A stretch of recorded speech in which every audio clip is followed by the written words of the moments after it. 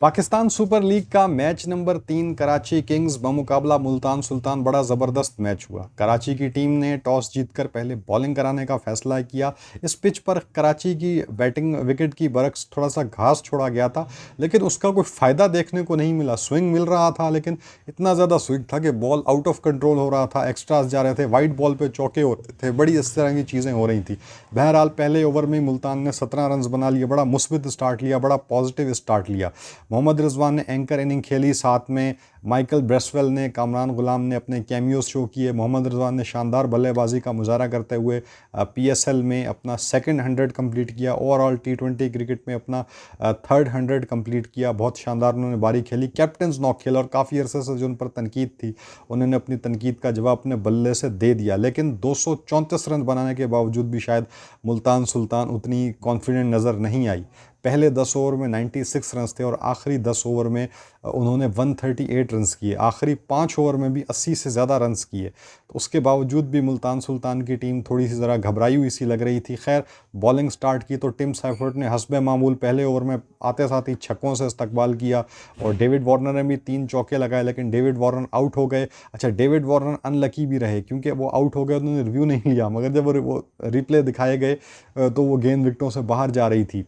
तो David Warner भी बाद में डगआउट में बैठ के बड़ा पछता रहे थे कि काश मैं रिव्यू ले लेता तो मैं आउट ना होता और मैं क्रीज पे ठहरा रहता। खैर, डेविड वार्नर के आउट होते ही एक तरह से लाइन लग गई, टिम साइफर्ट भी आउट हो गए।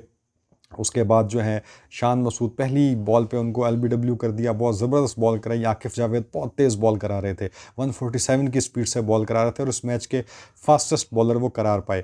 खैर, उसके बाद इसी तरीके से अरफात मिन्हास को ऊपर भेजा गया, वो भी आउट हो गए। करते कराते 80-85 पे 4 विकेटें आउट हो गई कराची किंग्स की, और 235 का टारगेट बहुत दूर था।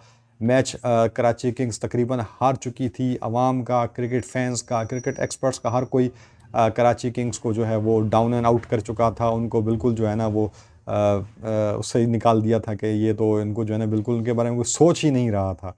बिल्कुल जो है ना उनको एक तरह से फ़ारग कर दिया था, उनको बिल्कुल एक तरह से झटक दिया था उनका ख्याल कि ये जीत भी सकते हैं। लेकिन ऐसे मौके पर जेम्स विंस, इंग्लैंड के शानदार decent looking tall elegant batsman James Vince, उन्होंने हार मानने से इनकार कर दिया और तहैया किया कि वो आखिर तक फ़ाइट करेंगे। और खिलाफ तवक्को अनएक्सपेक्टेडली खुशदिल शाह ने भी डट कर मुकाबला किया और जेम्स विंस का भरपूर साथ दिया। मैं बहुत हैरान होता हूँ कि खुशदिल शाह ये ऐसी परफॉर्मेंस पाकिस्तान के लिए क्यों नहीं दिखा पाते आप। हालांकि यहाँ पे उन्होंने, मैं समझता हूँ कि जो न्यूजीलैंड में गए खुशदिल शाह बुरी तरह नाकाम हुए, वहाँ पे निस्बतन कमज़ोर बॉलिंग थी, यहाँ पे ज़्यादा तगड़ी बॉलिंग थी। क्योंकि उन्होंने जो क्रिस जॉर्डन को खुशदिल शाह ने एक ओवर में 3 छक्के मारे, वो मेरी ज़िंदगी में मैंने ऐसा खुशदिल शाह को ऐसा कभी खेलते नहीं देखा। मेरे ख्याल में खुशदिल शाह ने अपनी ज़िंदगी का बेहतरीन काम जो किया है वो आज किया है कि क्रिस जॉर्डन जैसे बॉलर को, जो कि बहुत ही ज़बरदस्त तरीके से विकेट टू विकेट बॉल कराते हैं, स्टंप्स को हर मरतबा हिट करते हैं और छक्का मारने का बड़ा कम चांस देते हैं, तो उनकी यॉर्कर्स को फुल टॉस में कन्वर्ट करके छक्का मारना, उनकी विकेट में आती हुई यॉर्कर टाइप बॉल जो ब्लॉक होल में आ रही है उस पर छक्के मारना, बहुत ज़बरदस्त कारनामा अंजाम दिया खुशदिल शाह ने। खैर, बहुत ज़बरदस्त पार्टनरशिप लगाई, अपनी टीम को जीत के बिल्कुल करीब ले आया। लेकिन फिर और इसके बाद अलावा साथ साथ ये बात बताते चलें कि जेम्स विंस ने शानदार 42 बॉल्स पे अपनी सेंचुरी कंप्लीट की, और मोहम्मद रिजवान की जो 100 जो उन्होंने पहली इनिंग में किया था उसको बिल्कुल ओवर शेडो करके रख दिया, और सारी दादो तहसीन जो थी वो समेट कर ले गए, तमाम तारीफ़ें जो थी वो लूट कर ले गए। तो बिल्कुल अच्छा, अब वो टारगेट के करीब जाके थोड़ा सा स्कोर बाकी था, एक गैर ज़रूर डबल रन लेते हुए जेम्स विंस रन आउट हो गए। अगले ओवर में एक इनसाइड एज लगी और खुशदिल शाह भी आउट हो गए। अब यह था कि कोई 10 गेंदों पे 12 रन रह गया, लग रहा था कोई तमाशा होगा, कोई यहाँ पे कोई इस तरह का ट्विस्ट आएगा, लेकिन कोई ट्विस्ट आया नहीं। आखिरी ओवर में सिर्फ 5 रन चाहिए थे और अब्बास अफरीदी ने छक्का लगा के क्रिस जॉर्डन को 4 विकेटों से फतह दिला दी। तो कराची किंग्स ने एक अनबिलीवेबल फतह हासिल की। डेविड वार्नर मैच के बाद नाचने लग गए, खुशी से झूम उठे और पूरे ग्राउंड में वो उछलते कूदते दिखाई दिए, खुशी उनके चेहरे से आया थी। बहुत ज़्यादा उन्होंने खुशी का इजहार किया, बहुत ज़्यादा उन्होंने वालहाना तरीके से अपनी खुशी का इजहार किया। तो डेविड वार्नर और उनकी कराची किंग्स टीम को बहुत मुबारक हो। एक ऐसी टीम जो कि पिछले 3-4 साल से बुरी तरह पिट रही थी। इसी तरीके से पहला मैच हमने आज का देखा, कोयटा ग्लैडिएटर्स, ये भी वो टीम है जो पिछले 3-4 साल से पिट रही थी। ये दो कराची किंग्स और कोयटा ग्लैडिएटर्स, ये दोनों टीमें जो पिछले 3-4 साल से बहुत ज़्यादा मसाइल का शिकार थी, बिल्कुल डाउन एंड आउट थी, बिल्कुल इनको जो है ना इनके बारे में किसी किस्म की कोई राय कायम नहीं की जाती थी। हर कोई यही कहता था कि हमेशा आखिर पे यही आएंगी, और बहुत ज़्यादा ख़राब खेल का मुजाहरा कर रही थी, बिल्कुल ही जो है ना तबाह व बर्बाद हो चुकी थी। इस मरतबा इस साल जो है ना इन दोनों टीमों के ओनर्स ने एक बड़े फ़ैसले लिए। उन्होंने बिल्कुल जो थे चंद एक प्लेयर को अपनी टीम में रखा और बाकी सारे खिलाड़ियों को जो था वो अपने एंड से जो है ना वो उनको रिलीज़ कर दिया। रिटेन बहुत कम लोगों को किया और नए खिलाड़ी उठाए, सुपरस्टार किस्म के जो प्लेयर थे अपनी टीम उठाए, इनफॉर्म खिलाड़ी उठाए। और ये बहुत अच्छा इनिशिएटिव है पीसीबी का कि उन्होंने आईपीएल के साथ ही अपना ड्राफ्ट सिस्टम किया ताकि काफ़ी सारे प्लेयर, बड़े बड़े प्लेयर जो कि आईपीएल में अनसोल्ड चले जाते थे और पीएसएल में भी पिक नहीं हो पाते थे, क्योंकि पीएसएल का ड्राफ्ट भी एक अलग टाइम पे होता था और पीएसएल चूँकि एक अलग उस पर खेली जा रही होती थी, तो अक्सर वो जो प्लेयर्स होते थे वो इस उम्मीद पे पीएसएल में हिस्सा नहीं लेते थे कि शायद हमें as a backup player IPL से कॉल आ जाए। लेकिन चूंकि ड्राफ्ट में से भी अनसोल्ड प्लेयर को पिक कर रहे हैं तो काफ़ी बड़े नाम भी पीएसएल में आ रहे हैं, प्लस आईपीएल के ये साथ हो रही है पीएसएल, दोनों पैरेलल चल रही हैं। तो अब कोई खिलाड़ी ये बहाना भी नहीं कर रहा कि पीएसएल के दौरान अपने आप को अनफिट या करके घर बैठ जाए या अपने आप कहे कि मैं रेस्ट करना चाहता हूँ ताकि कहीं ना कहीं आईपीएल में कहीं बैकअप प्लेयर के तौर पे मुझे कोई कॉल ना आ जाए। इस मरतबा वो मजाक भी नहीं है। एक दो खिलाड़ी जिन्होंने पीएसएल छोड़कर आईपीएल जाना था वो जा चुके, लेकिन ज़्यादातर जो प्लेयर हैं वो पीएसएल का हिस्सा ही हैं।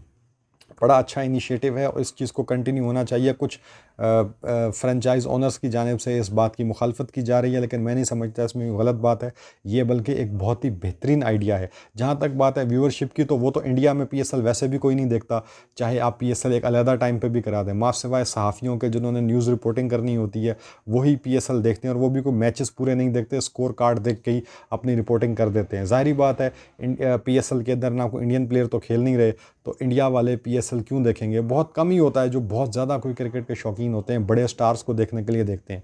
तो अब चूंकि पीएसएल में भी कुछ बड़े स्टार्स खेल रहे हैं, इनफॉर्म खिलाड़ी खेल रहे हैं, सुपर स्टार्स खेल रहे हैं, तो उम्मीद यही है कि अब पीएसएल को देखा जाएगा। ज़ाहिर बात है जो डेविड वार्नर के फैंस हैं ऑस्ट्रेलिया के अंदर, वो डेविड वार्नर का मैच तो देखेंगे। डेविड वार्नर टी20 के सबसे बड़े प्लेयर हैं। माइकल ब्रेसवेल के, डेरिल मिचेल के जो फैंस हैं वो उनका मैच देखेंगे। इस्लामाबाद के अंदर बड़े ऑस्ट्रेलियन प्लेयर्स हैं, मैथ्यू शॉट हैं, उनके मैचेस लोग देखेंगे। कोयटा ग्लैडिएटर के अंदर जो फिन एलन हैं, उनके जो फैंस हैं, उनके सपोर्टर्स हैं, वो न्यूजीलैंड से उनका मैच देखेंगे। तो ये बड़ा एक अच्छा इनिशिएटिव है और उसको बरकरार रखना चाहिए, इसमें कोई घबराने की ज़रूरत नहीं है, ये बहुत ही ज़बरदस्त इनिशिएटिव है। बहरहाल एक मरतबा फिर कराची किंग्स को मुबारकबाद हो। ऐसी टीम जिन्होंने जिसके बारे में कोई भी उन्हें चांस नहीं दे रहा था, उन्होंने अपने आप को प्रूव किया और आज के मैच में बड़ी बुरी सिचुएशन में थे, लेकिन मुश्किल कंडीशन में से, इम्पॉसिबल कंडीशन में से अपने आप को मैच जितवाया। तो कराची किंग्स को बहुत बहुत मुबारकबाद हो। लेकिन मुल्तान सुल्तान को भी दिल छोटा करने की कोई ज़रूरत नहीं, उन्होंने बहुत अच्छा खेला, आखिरी ओवर में जाके मैच हारा, कोई मसला नहीं, आगे अगले मैचों में जाएँ, मेहनत करें और इस तरीके से आगे आने की कोशिश करें। मुल्तान सुल्तान पिछले 4 मरतबा फ़ाइनल खेली है, 2021 में जीती थी, लेकिन अगले 3 फाइनल जीत नहीं सकी थी। लेकिन बहरहाल दोनों टीमों को बहुत बहुत मुबारकबाद। पीएसएल के 3 मैच हो चुके, 2 सेंचुरियाँ बन गई बड़ी ज़बरदस्त और तीनों मैच बड़े अच्छे हुए। पहला मैच काफ़ी वन साइडेड था, दूसरा मैच भी वन साइडेड था, लेकिन तीसरा मैच बड़ा ज़बरदस्त कांटेदार मुकाबला हुआ। अलबत्ता ओवरऑल तीनों मैचेस बहुत अच्छे थे। तो पीएसएल का स्टार्ट बड़ा अच्छा हुआ है, देखते हैं अब आगे क्या होता है। कराची किंग्स ने, कोयटा ग्लैडिएटर्स ने और इस्लामाबाद यूनाइटेड ने अपने अपने मैचेस जीत लिए। मुल्तान सुल्तान अनफॉर्चुनेटली हार गई। इसके अलावा लाहौर कलंदर और पेशावर ज़ल्मी दोनों अपने मैच वन साइडेड तरीके से हार गई। तो अब आगे देखना होगा कि किस तरीके से ये टूर्नामेंट आगे प्रोग्रेस करता है। बहरहाल लाहौर कलंदर और पेशावर ज़ल्मी को बहुत ज़्यादा मेहनत करने की ज़रूरत है। मुल्तान सुल्तान को बस कुछ चीज़ें ठीक करने की ज़रूरत है, लेकिन बाकी कोयटा ग्लैडिएटर्स तो छाई हुई है और कराची किंग्स ने भी आज बेहतर खेल का मुजाहरा किया। तो दोस्तों अब हमें इजाज़त दीजिएगा। पीएसएल में आपको बिल्कुल हम आपके साथ आते रहेंगे, मैचेस के दौरान वीडियोस आती रहेंगी, शॉर्ट्स भी आते रहेंगे, लाइव भी आने की कोशिश करेंगे। आपकी सपोर्ट की हमें बहुत ज़रूरत है, आप हमें सपोर्ट कीजिए तो हम आपके साथ, आपकी खिदमत में हर वक्त हाजिर हैं। तो बहरहाल इस वीडियो को देखने वाले तमाम लोगों से दरख्वास्त है कि बराह मेहरबानी हमारे चैनल को लाजमी सब्सक्राइब कीजिए। Thank you so much. खुदा हाफ़िज़।